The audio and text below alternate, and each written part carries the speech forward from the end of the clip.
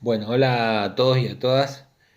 Eh, Espero que estén bien, espero que estén llevando esta cuarentena ya creo que más extendida de lo que todos esperábamos, me parece, ¿no? Eh, pero bueno, lo importante es cuidarse, cuidar a la familia y cuidarnos también entre todos, ¿no?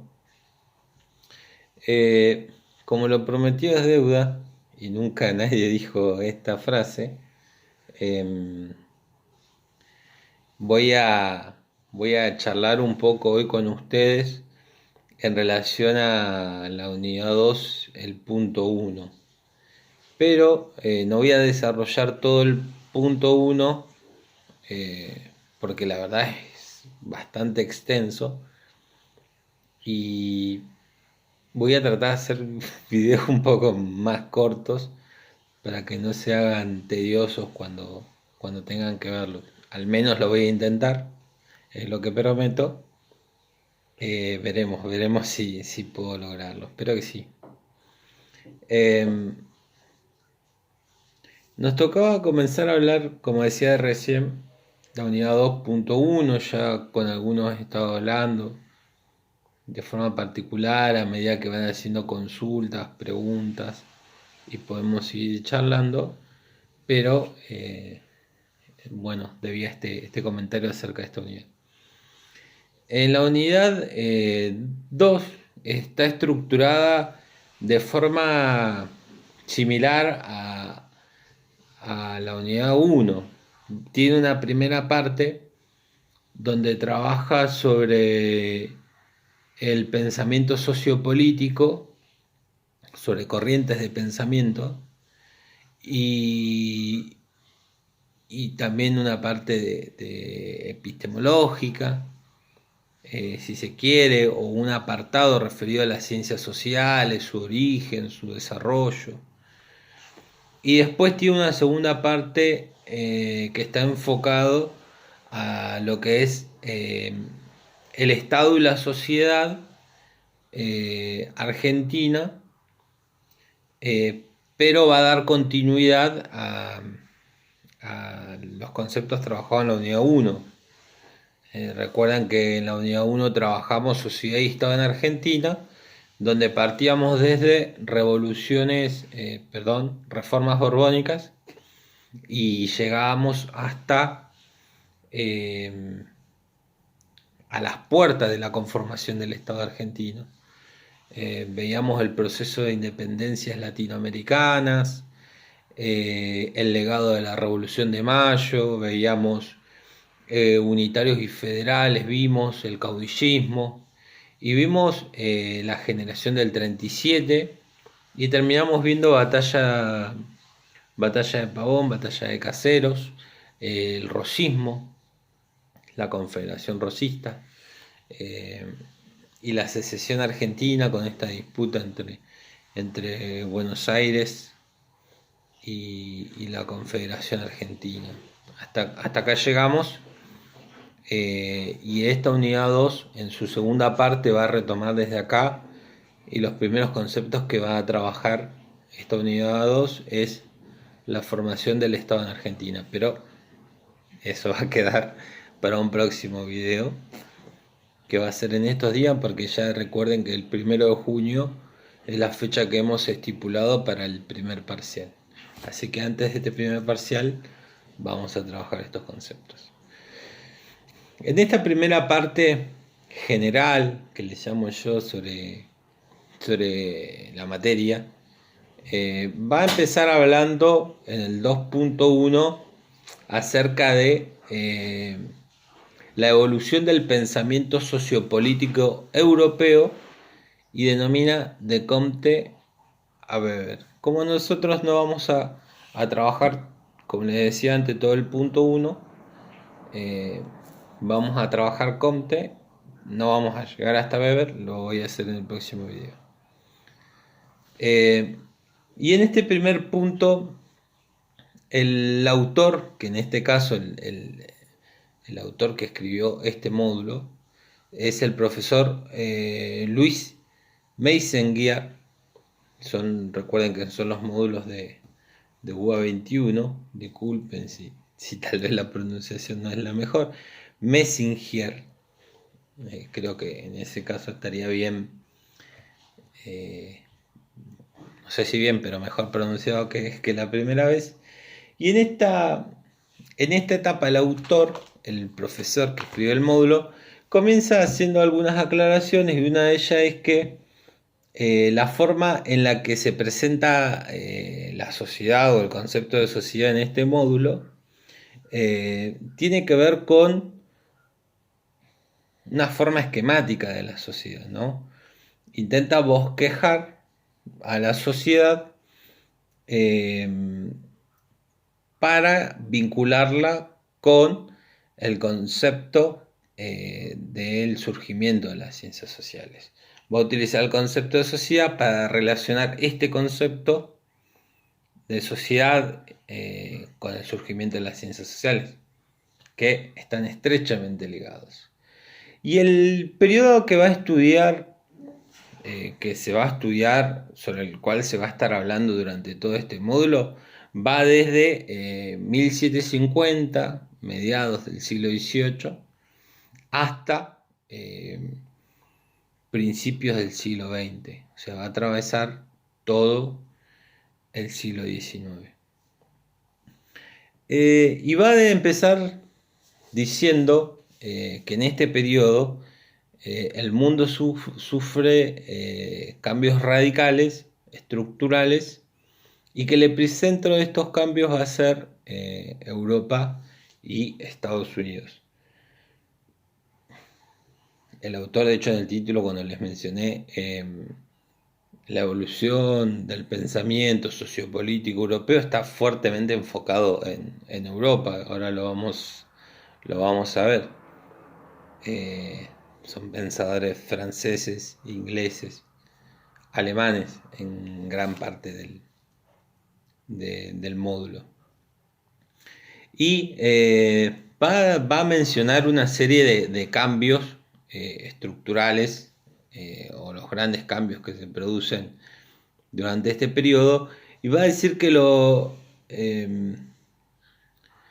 costos y beneficios alcanzados por las sociedades más avanzadas dicen que se van a comenzar a universalizar en este periodo. También va a hablar de que los paradigmas sociopolíticos europeos lo que van a hacer es van a imponerse y van a servir de espejo para otras sociedades, ¿no? Es un principio de globalización, ¿no? La sociedad global, que más adelante se va a mencionar. Y va a hablar de que los costos y beneficios se van a difundir, provocando nuevas oportunidades y nuevos beneficios.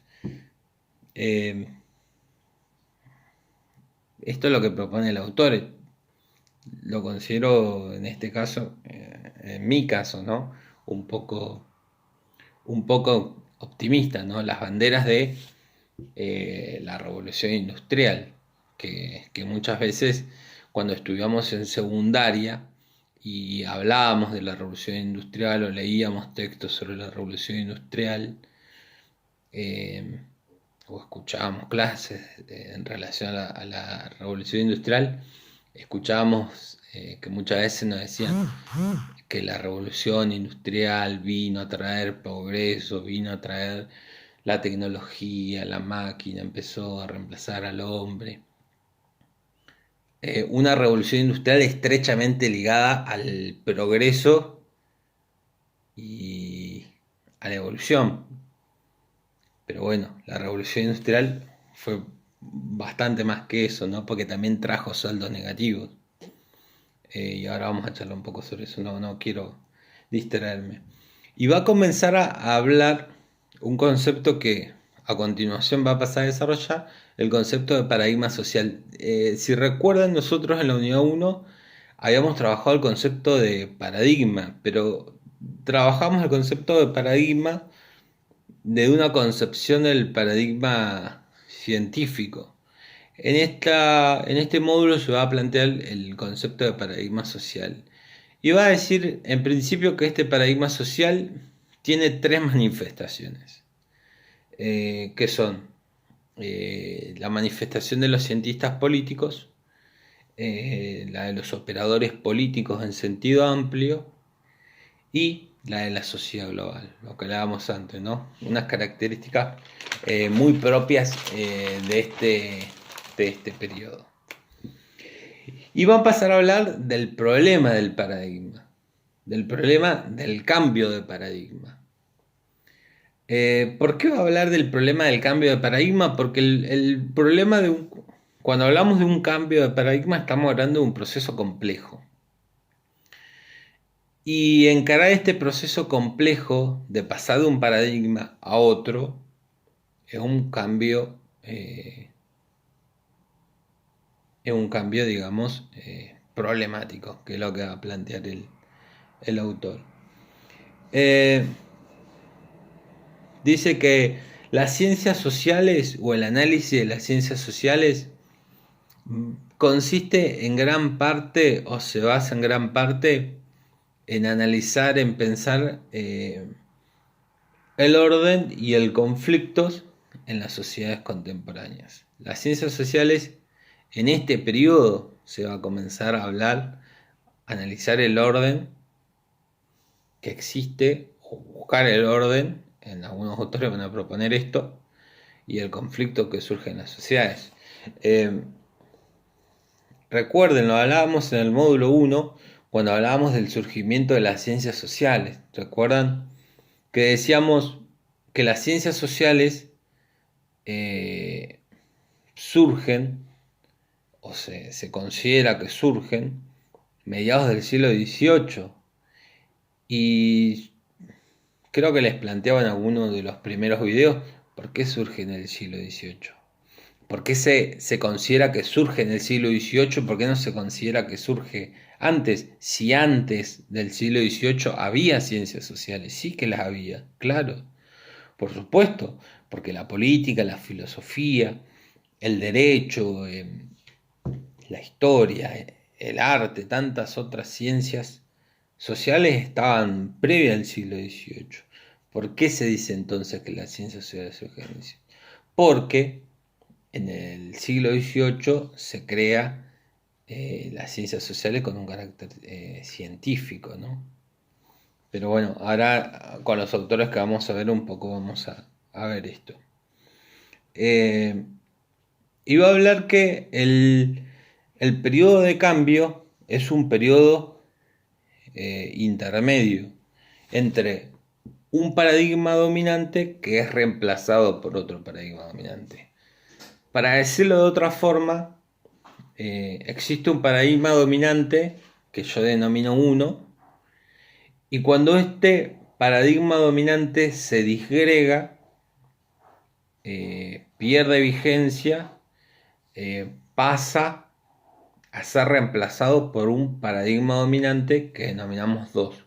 El paradigma dominante 2, ante la disgregación del primero, lo que hace es consolidarse. El periodo de transición entre el paradigma dominante 1 y el paradigma dominante 2 se denomina periodo de cambio de paradigma, que es un periodo intermedio entre los dos paradigmas dominantes, entre el que se disgrega y el que se consolida. Y en este periodo intermedio, en este periodo de cambio, se caracterizan tres niveles.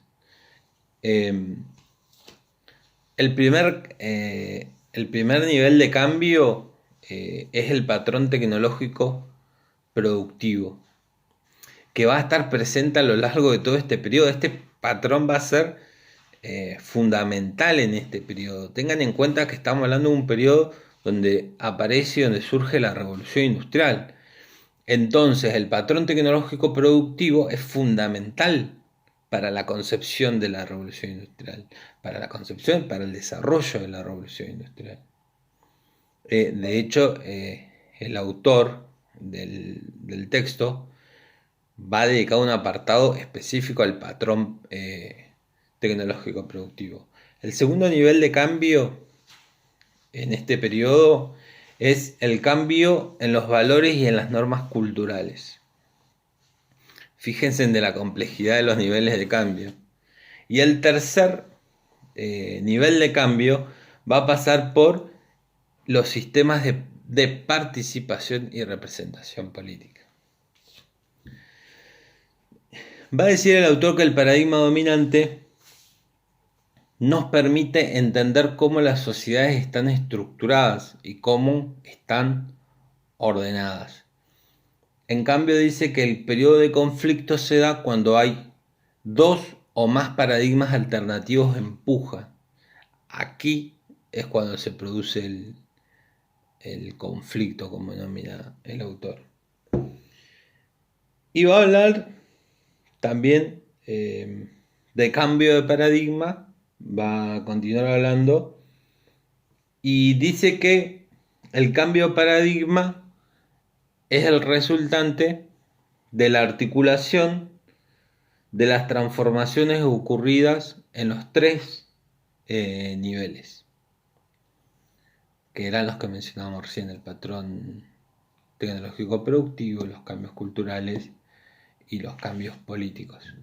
Para que haya un cambio de paradigma tiene que haber una articulación de transformaciones ocurridas en estos niveles. Va a aclarar el autor que los cambios en estos niveles no son siempre iguales, no son en las mismas dimensiones. De hecho, un nivel puede sufrir más cambios que otros, o mayor dimensión o mayor amplitud que otro. Por ejemplo, el patrón tecnológico productivo puede sufrir mayor cambio, mayor nivel de cambio que el patrón cultural o el patrón político. O puede haber cambio en los dos primeros niveles y no en el tercero. Esto puede pasar, esto puede variar. Tienen distintas velocidades y distintas dimensiones los niveles, los tres niveles. Y va a decir el autor que estos tres niveles van a determinar la velocidad y la dimensión del cambio de paradigma. Pero para que un paradigma social exista o para que se determine la existencia de un paradigma social, sí o sí tienen que estar lo que denomina las manifestaciones del paradigma. Las manifestaciones del paradigma, recuerden, las mencioné hace un rato. Eran tres también las manifestaciones del paradigma. La comunidad científica, o lo que se llama la comunidad de los cientistas sociales, los operadores políticos y la sociedad global. Hago una diferencia acá, una aclaración, a efectos de no confundir. Una cosa son los tres niveles del periodo de cambio de paradigma, que son el patrón tecnológico productivo, el cambio en valores y normas culturales y los cambios en la participación y en la representación política. Esos son los tres niveles de cambio de paradigma. Y por otro lado están las tres manifestaciones de los paradigmas sociales, que son las que mencioné recién. Esto como una primera distinción, no confundir, porque puede pasar que esto genere confusión.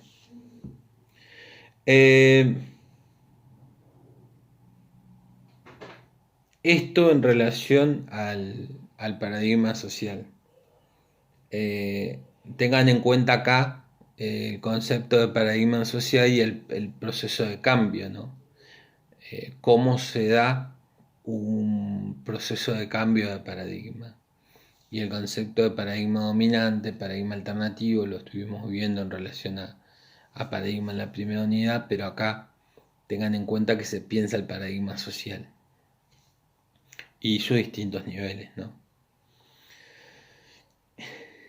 Acá el autor va a pasar a desarrollar lo que les decía antes, va a tomarse un apartado para desarrollar lo que es el patrón tecnológico productivo y va a desarrollar lo que es la revolución industrial, que nosotros hablamos también de revolución industrial en el día 1, porque eh, vinculamos fuertemente con el surgimiento de las ciencias sociales y también con los hechos ocurridos en Europa durante este periodo, mediados del siglo XVIII, principios del siglo XIX, y lo que sucedió también en América, ¿no? Porque recuerdan que decíamos, o yo les decía, la situación de América Latina, la situación argentina, o de lo que era el virreinato del Río de la Plata y de las colonias, eh, no estaba exento al contexto regional latinoamericano y mucho menos del contexto internacional, siendo que eran colonias. Hoy, en las sociedades globales en las que vivimos bajo un sistema capitalista, es muy difícil, digamos, aislarse de la realidad del contexto. Bueno, en este entonces tampoco lo era. Y acá el autor va a prestar especial atención a estos dos hechos. El patrón tecnológico productivo, que es el único que desarrolla de los tres niveles de cambio de paradigma. ¿Por qué es el único que desarrolla de los tres niveles de cambio de paradigma? Porque es el patrón más significativo para la época. Y la revolución industrial, que en términos económicos, tecnológicos, es la revolución más significativa. Nosotros hablábamos de dos revoluciones. ¿Se acuerdan que yo les decía, Hobsbawm habla de la doble revolución burguesa que se dan simultáneamente? Las dos son europeas, la francesa y la industrial. ¿Cuál es la diferencia? Que la revolución industrial es económica, tecnológica, y la revolución francesa es política y social. Tienen niveles distintos y tienen aplicaciones distintas, aunque están relacionadas, porque son las que van a determinar la estructura socioeconómica y política del siglo XIX y del siglo XIX a esta parte, ¿no? Pero bien, no voy a adelantar mucho más. Del patrón tecnológico productivo, ¿por qué está fuertemente ligado a la revolución industrial? Porque cambian las pautas de producción, cambian las pautas de consumo, las formas de producción. Tengamos en cuenta que durante el siglo XVII y ya en el siglo XVIII también, las sociedades eran fuertemente rurales, todavía estaban fuertemente concentradas las sociedades en el campo, donde la agricultura y la producción agraria, agrícola eran predominantes. Y la revolución industrial lo que va a venir a hacer es cambiar la forma de producción. Va a aparecer el concepto de la fábrica, va a aparecer el concepto de la producción de la energía a vapor, del carbón, de los transportes, va a aparecer la aglomeración en las ciudades, van a aparecer nuevas formas de producción, y esto va a cambiar también la relación entre los países, ¿no? Porque recuerdan que también lo hablábamos, una revolución industrial va a demandar también mayor cantidad de materias primas. Para esto estaban establecidas las colonias, no solamente las de América, ¿no? Las, sino también las de India, en Asia, donde también habían muchas colonias de las cuales se obtenían materias primas. Entonces, esta nueva forma de producción va a generar nuevas pautas de consumo, va a generar nuevas relaciones y va a generar cambios de estructura en la sociedad. Vamos a pasar a hablar de una sociedad, se habla de un cambio en la estructura social, donde se pasa a una sociedad feudal, rural o rural agrícola, la feudal está más atrás en el tiempo, a eh, una sociedad de producción, donde la revolución industrial también va a tener lo que le decía antes, el saldo negativo, porque eh, las familias que comienzan a trasladarse fuertemente a las ciudades van a demandar alojamiento, lugares donde vivir, van a demandar determinadas condiciones laborales, salarios justos. Entonces en este periodo se va a generar también explotación laboral por las largas horas, largas jornadas laborales, bajos salarios y donde la explotación infantil y de mujeres en el trabajo también era una moneda corriente. En este entonces todavía no hablábamos de sindicatos, de gremios o de normas regulatorias de estas políticas de explotación. Y en las ciencias sociales este periodo también, este saldo social, ¿no? Esta consecuencia social, va a ser conocida como la cuestión social. ¿Qué es la cuestión social? Cuando los pensadores, los intelectuales, los cientistas sociales empiezan a ver cuáles eran las consecuencias sociales en la sociedad, ¿no? Donde veían gente durmiendo en las calles, en las plazas, muchos dormían dentro de las fábricas, de las mismas fábricas, trabajaban y dormían, vivían en el mismo lugar de trabajo, donde veían muchas enfermedades propias generadas por las tareas insalubres que llevaban a cabo. Y todo esto comenzó a generar preguntas, cuestionamientos, hasta generarse lo que fue la cuestión social. Esto no lo dice el texto, puntualmente no lo dice. El texto es un poco más alegre y un poco más optimista que lo que le estoy comentando. Pero está bueno saberlo, ustedes en el segundo cuatrimestre van a tener sociología. Igual está Weber, sí, pero está Marx también, que Marx es un fuerte crítico de todas estas cuestiones.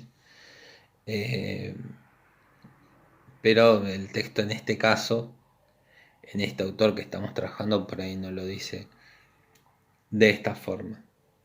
De la revolución industrial, el texto, les quiero mencionar tres cosas que destaca. El texto obviamente es un poco más amplio. La idea del video es orientarlos y por ahí trabajar, ordenar, ayudar o tratar de ayudarles a ordenar las lecturas o a discernir los conceptos más importantes o los más relevantes, los centrales de los otros.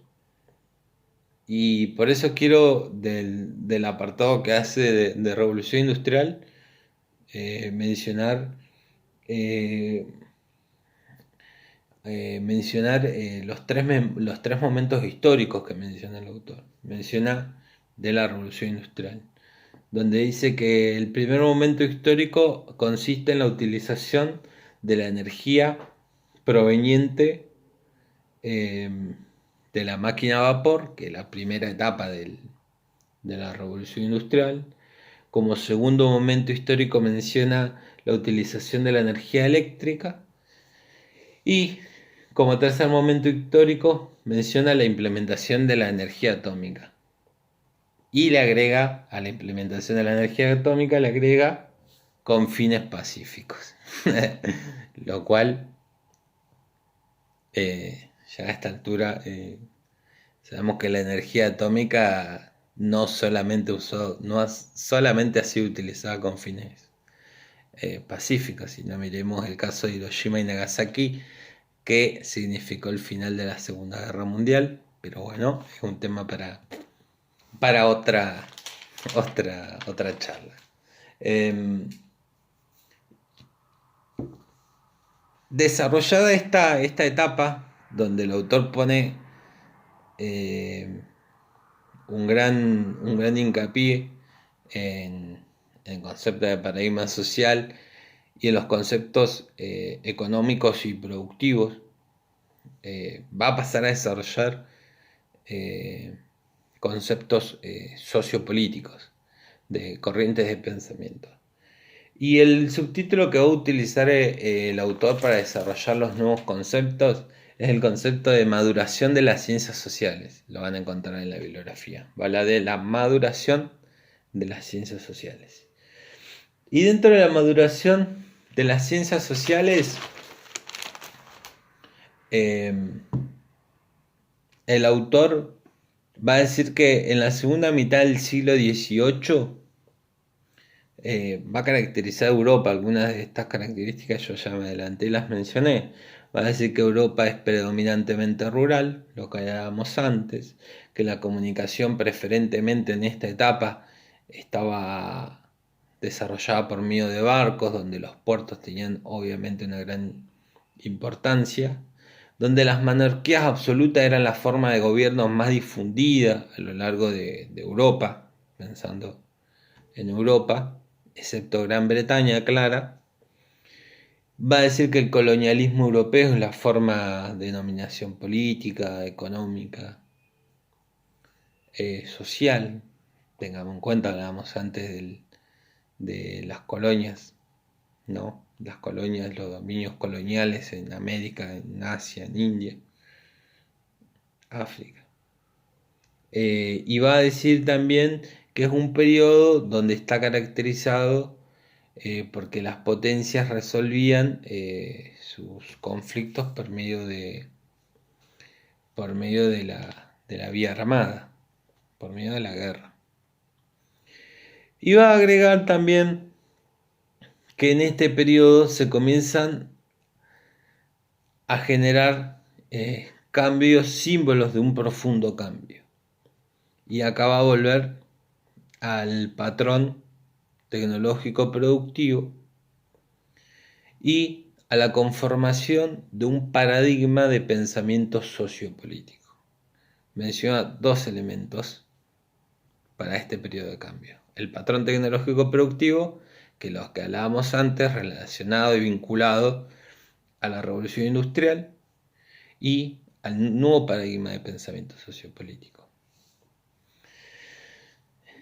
Va a decir que la innovación y la investigación social van a recobrar un papel importante, fundamental, porque van a comenzar a ser utilizada la innovación y la investigación social, van a comenzar a ser aplicadas a la producción, ¿no? A la innovación tecnológica, la cual va a ser aplicada a la producción, de investigación científica, que también va a ser aplicada a nuevas formas de producción y a mejorar las formas de producción. Entonces van a tomar otra jerarquía, otra importancia, otra relevancia en la sociedad del periodo que estamos hablando. Recuerden, mediados del siglo XVIII a principios del siglo XX. Y va a mencionar algunos hechos que hablábamos también en la primera unidad, como la batalla Trafalgar, como un hecho fundamental para que Inglaterra pueda eliminar la competencia comercial y militar que tenía en otros continentes, pueda consolidarse como una potencia marítima, lo que hablábamos antes, eh, el transporte marítimo, la comunicación por medio de barcos, era fundamental en este periodo.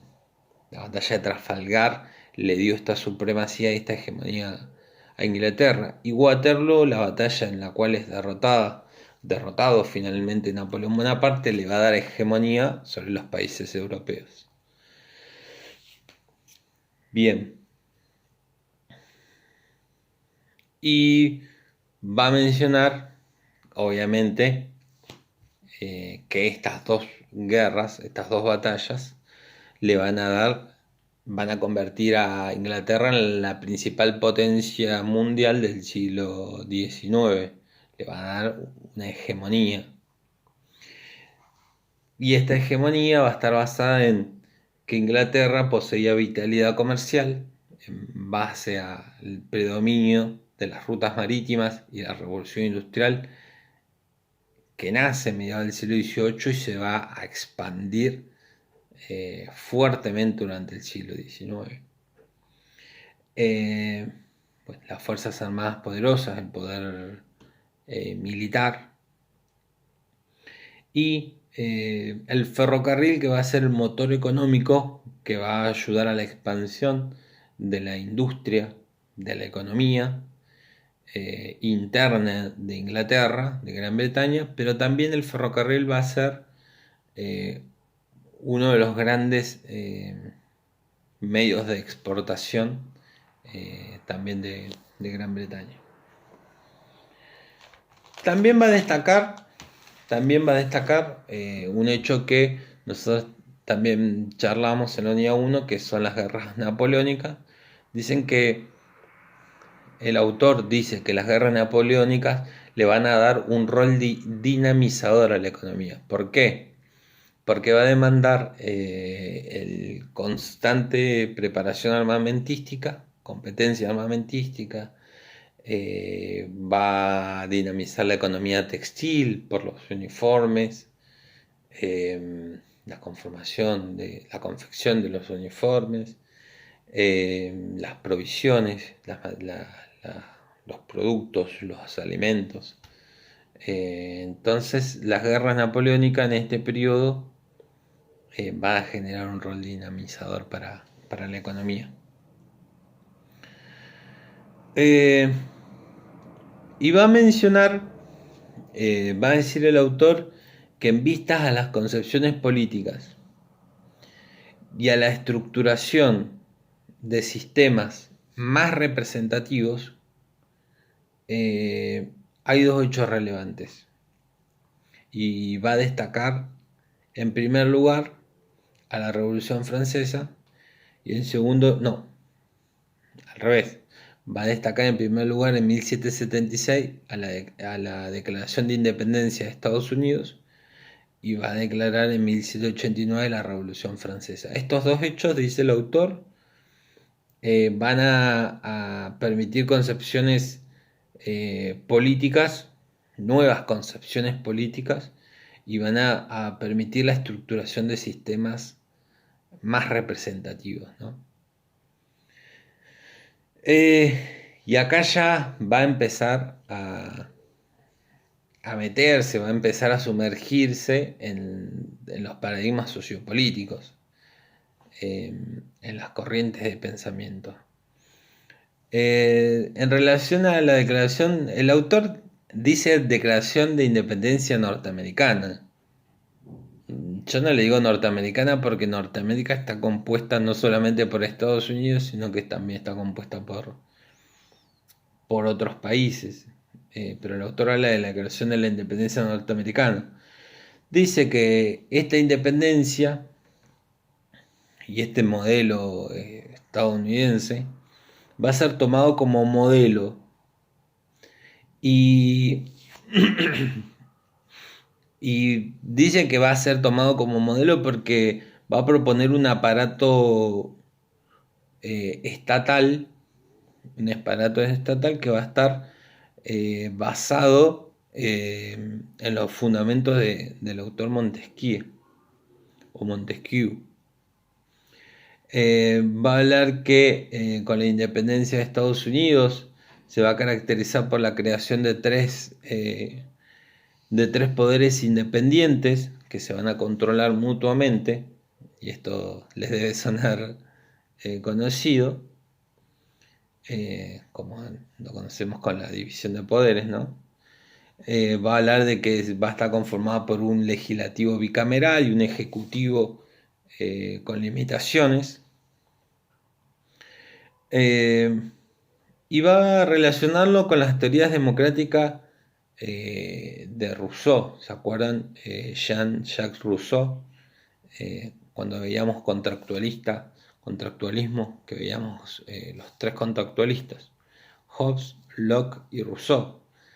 Dice que van a tomar el concepto de estado de naturaleza de Rousseau, el contractualista Rousseau.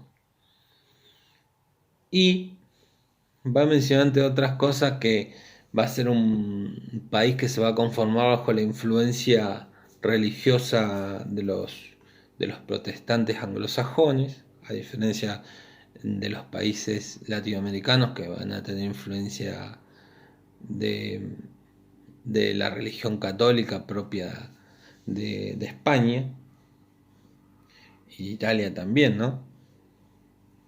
Sobre todo Argentina e Italia.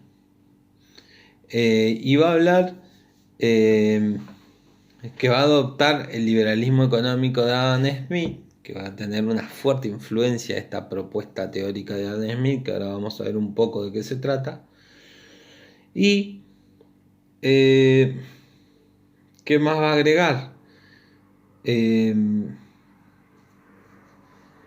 Bueno, y el concepto de Adam Smith con su liberalismo económico, el mercado y el libre juego, que ahora vamos a ver. Pero bueno, como habrán escuchado, y ahora lo vamos a ver, el liberalismo económico de Adam Smith, la división de poderes, el estado de naturaleza de Rousseau, que propone un contrato social donde los hombres por naturaleza tienen pasiones que los van a llevar a los conflictos, ¿no? Que los van a llevar a enfrentarse y posiblemente a destruirse. Entonces, para evitar este enfrentamiento basado en las pasiones, a los conflictos y llegar a la destrucción, Rousseau propone un contrato social en vistas de la vida en sociedad, en comunidad. Son conceptos estos que tuvieron amplia difusión en el mundo occidental. De hecho, son conceptos que hoy en día nos atraviesan como nación, digamos. Y en relación a la Revolución Francesa de 1789, va a decir que va a hablar del antiguo régimen, que es el que va a ser enfrentado y destruido y reemplazado en Francia. Dice que este antiguo régimen estaba basado en un sistema rural con base feudal. Va a decir también el autor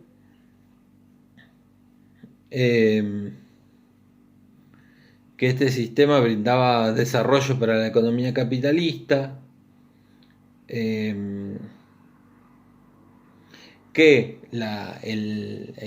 va a citar a Hobsbawm también en esta parte, donde Hobsbawm utiliza un concepto de armazón oficial para referirse al antiguo régimen, ¿no?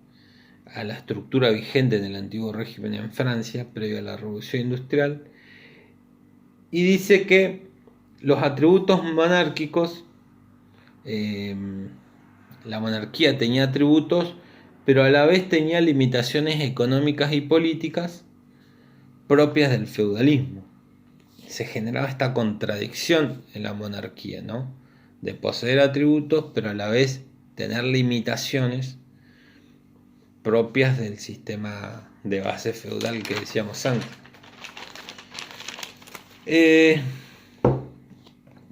Y va a hablar de que en la Revolución Francesa se genera, van a confluir una serie de reclamos y manifestaciones de distintos sectores. Y de alguna forma los va a enumerar, porque va a decir el autor que la nobleza va a reclamar reformas liberales que lo que van a buscar es mantener sus privilegios de clase. Pero la nobleza no va a ser la única que va a tener inquietudes en relación al sistema, sino que dice que la burguesía va a buscar una serie de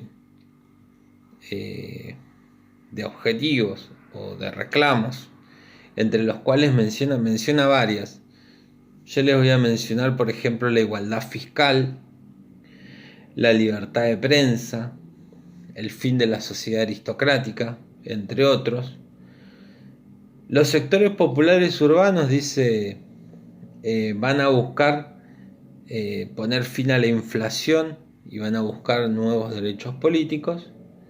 Y los campesinos van a buscar el final del sistema de servidumbre personal.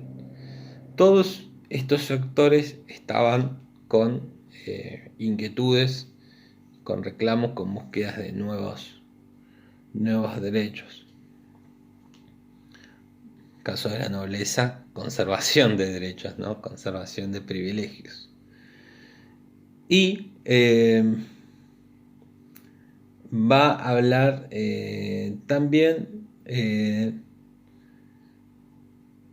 que las guerras napoleónicas fueron un factor fundamental para la difusión de las ideas de la revolución, de los valores de la revolución industrial, fueron fuertemente difundidos a lo largo y a lo ancho de Europa por medio de las guerras napoleónicas que llevó a cabo Napoleón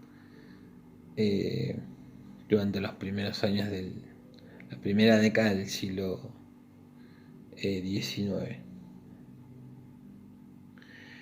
Y yo quería mencionarles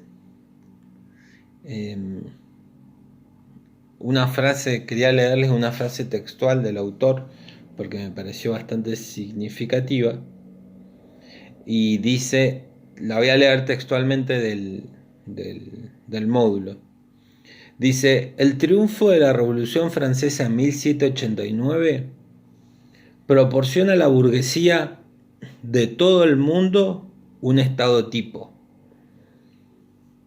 Ya no había dudas sobre lo que se tenía derecho a esperar. Y la burguesía lo esperó por todas partes fervorosamente. El Estado Nacional burgués. Usé esta frase textual para un poco representar, ¿no?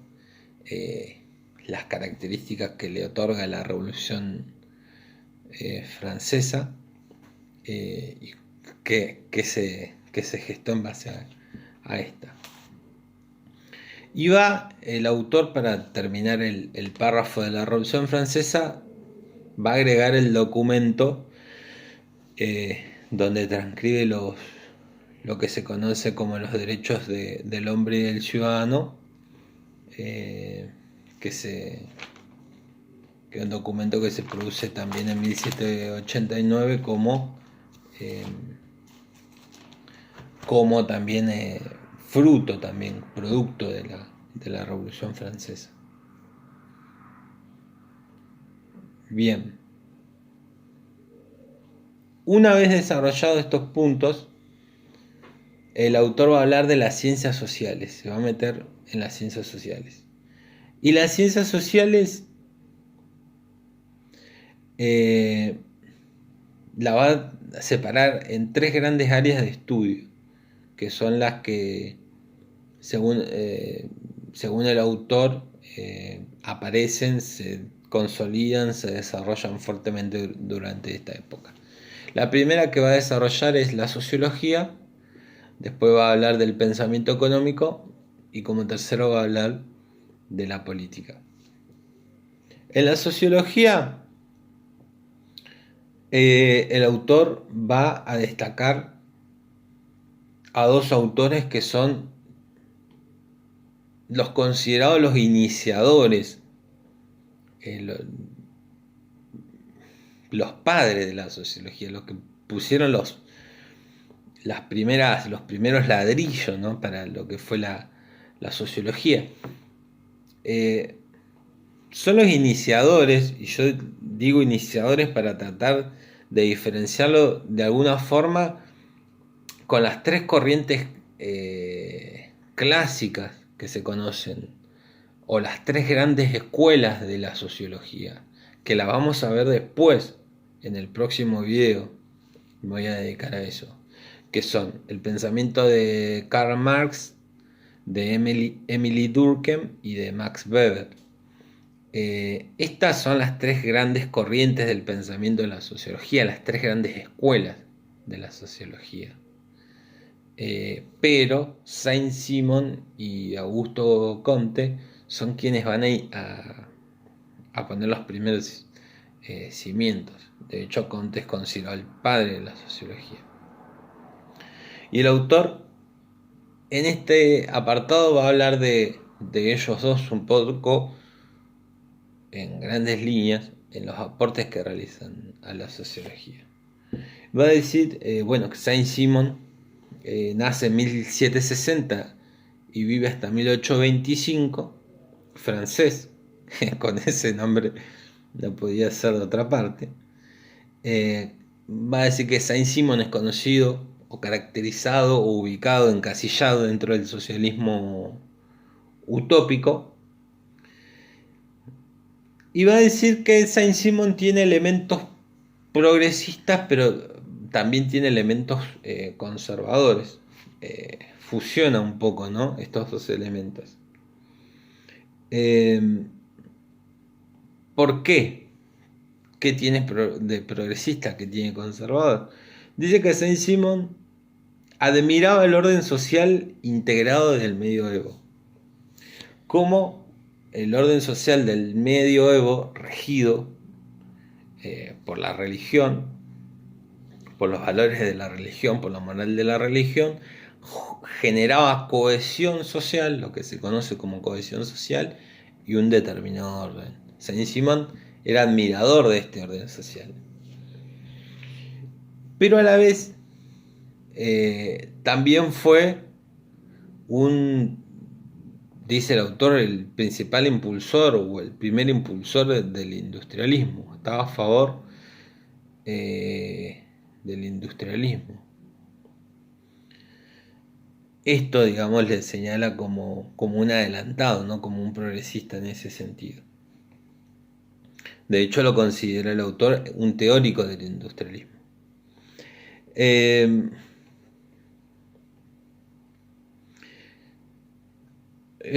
Va a decir que Saint-Simon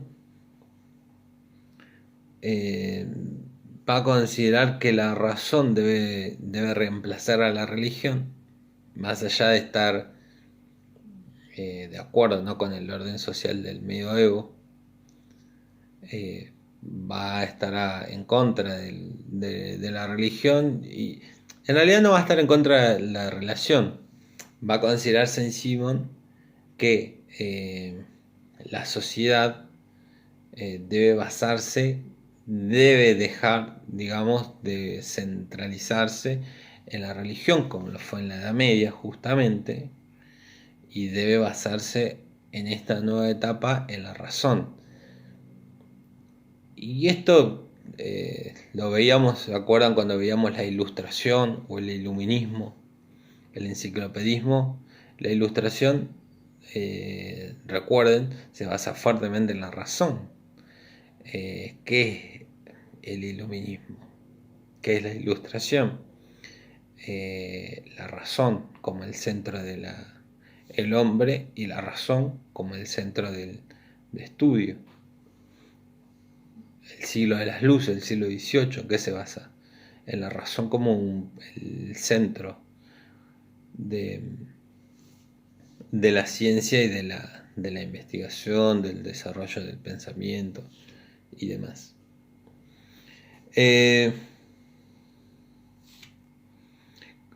Consideraba que la producción era un medio para mejorar la vida humana, la vida en sociedad.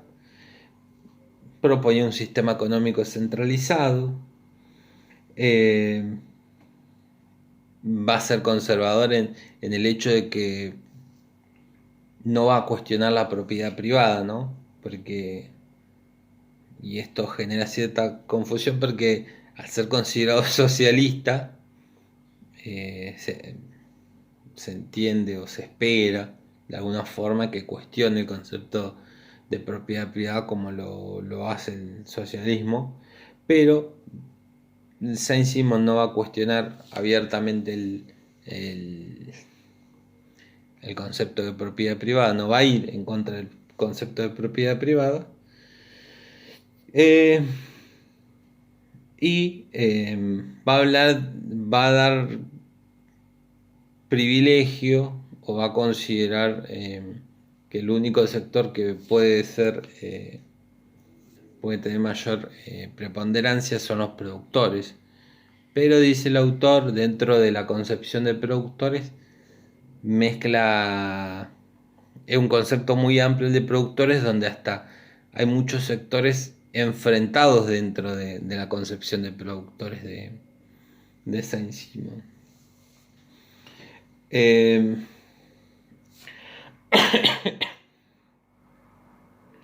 Y considero Saint-Simon que en el presente, que le tocó ver, que le tocó vivir y observar, era una etapa, su presente en un futuro muy cercano a su presente, se encontraba la culminación de la evolución de la humanidad. Esa es una concepción propia de Saint-Simon. Augusto Comte, francés, que nace en 1796 y 1857 muere. Recuerden que utilizamos estas fechas para ubicarnos en tiempo y espacio. Nace ya finalizando el siglo XVIII para que nos podamos ubicar, y muere a mediados del siglo XIX, Augusto Comte. Fue secretario de Saint-Simon. En alguna parte del texto el autor lo menciona también como un alumno también de Saint-Simon. Pero dice que Comte creó su propia filosofía, su propia concepción, que fue denominada como la filosofía positiva o positivista, también conocida con ese nombre, y que tiene este nombre en contraposición a la concepción negativista, a la filosofía negativista. ¿A qué le llama la filosofía negativista? A las posturas heredadas de la Ilustración y de la Revolución Francesa.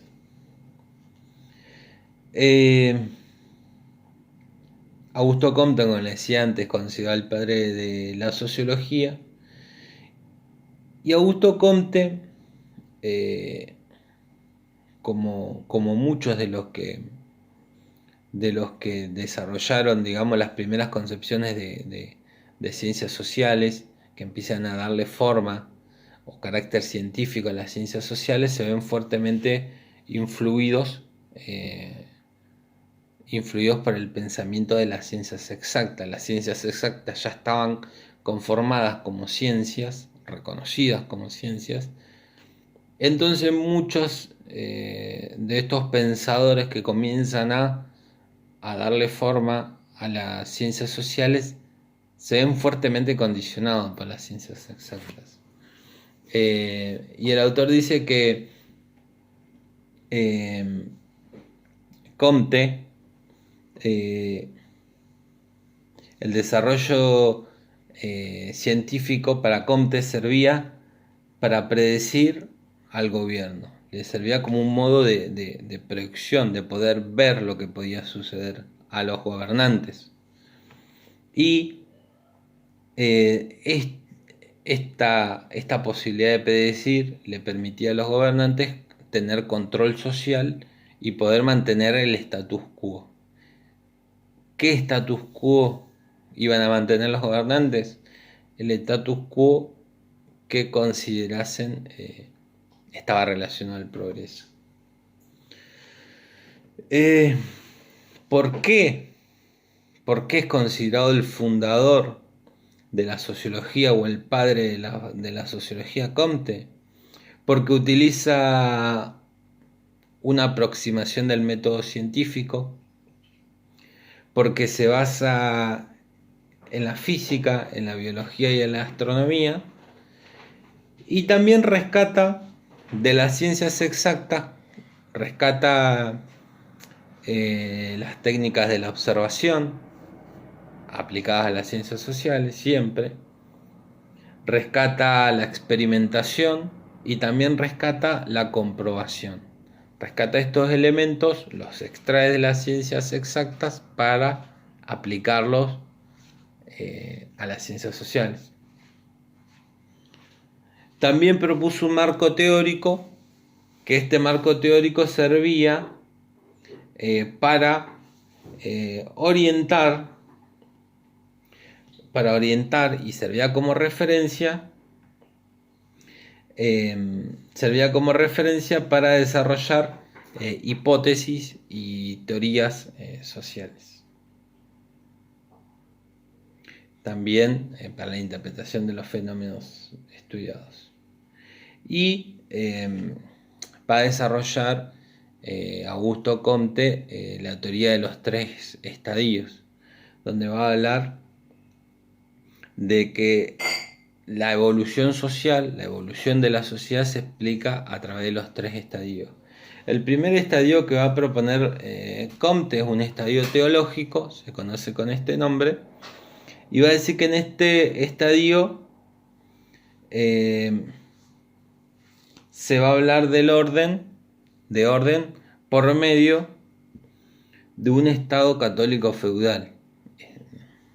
Hablábamos antes de que él era admirador del orden del medioevo. Dice que en esta etapa teológica va a haber un orden determinado por un Estado católico feudal. En un segundo estadio, que es la etapa que se conoce como la metafísica, va a ser un punto de transición asimilado a la Revolución Francesa, un punto de transición de conflicto, de enfrentamiento. Por eso lo asimila a la Revolución Francesa, cambio de paradigma. Y un tercer estadio, que es el estadio positivo, la etapa positiva. En este tercer estadio se supera la dicotomía de los 2 primeros estadios, el orden y el conflicto, y se va a llegar a un estado positivo de orden y de progreso, que va a ser una de las principales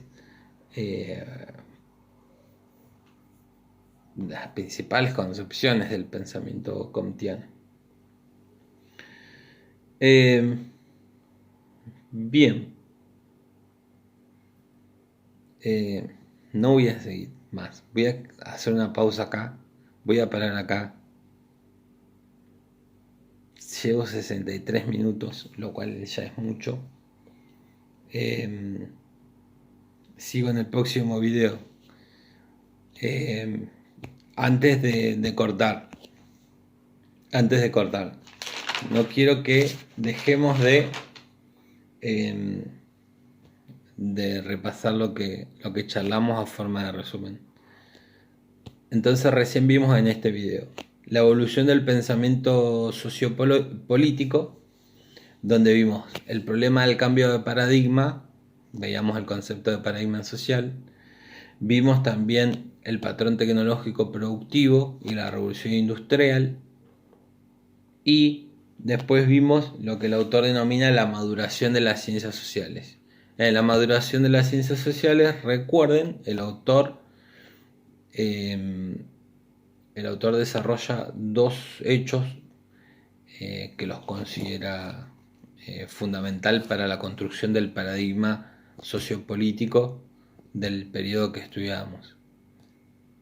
Y uno es 1776, la independencia de los Estados Unidos, y 1789, la Revolución Francesa.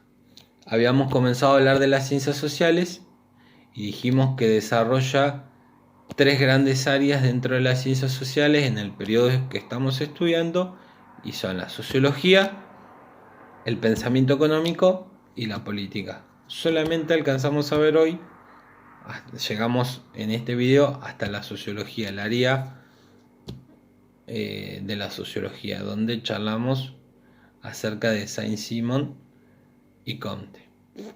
La idea, como siempre digo, de estos autores, de estos pensadores, es que los puedan conocer. El objetivo es poder presentárselos, que ustedes sepan que los pensadores están, que conozcan las principales líneas de sus pensamientos, sus principales ideas, pero son temas que ustedes van a seguir estudiando y van a seguir desarrollando a lo largo de la carrera. Tengan en cuenta que esta es una materia de primer año, primer cuatrimestre, es una materia introductoria, y que los temas no se acaban acá, mucho menos. Van a tener, por ejemplo, les decía al principio del video, en sociología del segundo cuatrimestre van a trabajar estos autores de la sociología y los otros que vamos a leer en el próximo video. Van a tener economía, que van a ver historia del pensamiento económico. Bueno, teoría política van a ver desde Platón y Aristóteles hasta Marx, Tocqueville y muchos autores clásicos y contemporáneos también. Entonces, repito, la idea en esta materia es que ustedes puedan conocerlos en términos generales y que puedan seguir desarrollándolos en próximas clases. En 1 o 2 días seguimos con otro video. Disculpen que prometí no ser extenso, pero me extendí. Y como siempre les digo, consultas, dudas, por ahí observaciones que quieran hacer, por ahí tienen algún comentario acerca de los temas que estamos charlando, no duden en hacerlo, porque yo siempre prefiero el intercambio, la verdad. Prefiero poder charlar, prefiero poder discutir, prefiero poder interactuar. Pero bueno, hoy por el contexto que nos toca de cuarentena, la distancia, la diversidad de procedencias, por ahí la forma más práctica por ahora es esta. Pero bueno, si ustedes tienen dudas, consultas, observaciones, comentarios, lo que quieran hacer, siempre van a ser bienvenidos para poder charlar y intercambiar. Un saludo y nos vemos en el próximo video.